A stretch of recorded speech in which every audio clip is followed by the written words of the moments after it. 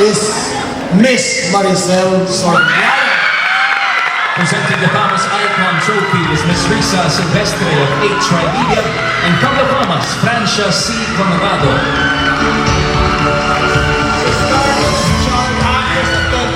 The tender age of 6 in the film My Heart Belongs to Daddy.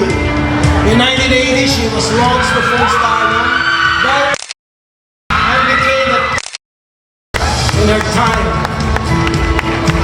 Among her most memorable performances in the 80s were in Box Office Hit and Kaya Kong Abutin ang Langit, and critically acclaimed films like Saan Darating ang Umaga, Babayang Hampas Lupa, and Hinugot sa Langit. Her versatility as a performer is unequal. Her acting prowess is uniquely her own. The starry queen, dancing queen, and comedy queen.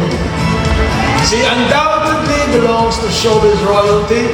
Our third iconic movie queen of Philippine cinema for the 80s, the one and only Diamond Star, Miss Maricel Soriano.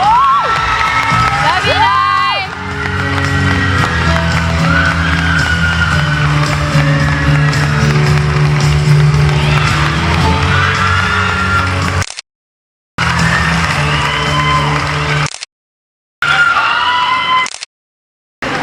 Maraming salamat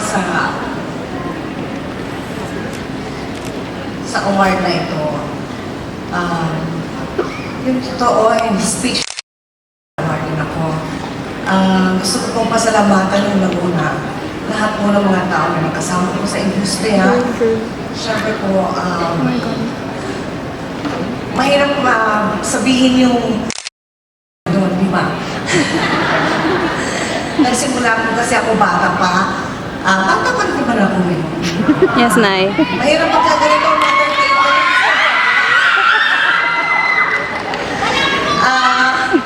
Ngayon, nagsimula ng bata. Ngayon, nakakatawa naman yung bata. Pero, syempre, nagpapasalamat po ako sa kanila lahat. Dahil sa mga nakasama ko unang-una si Tati Dolphy. Sa kanya po ako nagsimula. At syempre, tuloy-tuloy na Rico Films po ako. At marami pa po iba. Doon po ako nahasa ng tungkol sa pelikula, sa telebisyon.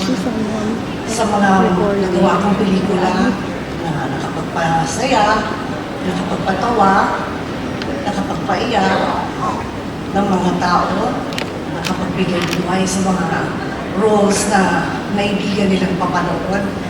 At syempre, na hindi ko nakasama ngayon, nalulungkot ako, pero ganun talaga ang buhay, sabi nga nila. Nagpapasalamat ako syempre sa lahat ng mga tao na tumangkilik, nagmahal sa akin, at sa mga tao na yon. Sa mga fans ko. Yes, Nay! Love you, Nay! Dahil hindi sa inyo, siguro wala na si Mary ngayon, no? Love you, Kaya Nay. talagang maraming talagang salamat. At syempre, sa Diyos na, kaya nandito pa rin. I'm just hang on, di ba? Maraming salamat sa FAMAS, sa award na ito. Malaking bagay ko ito sa akin. Hindi ko ito biro. Maraming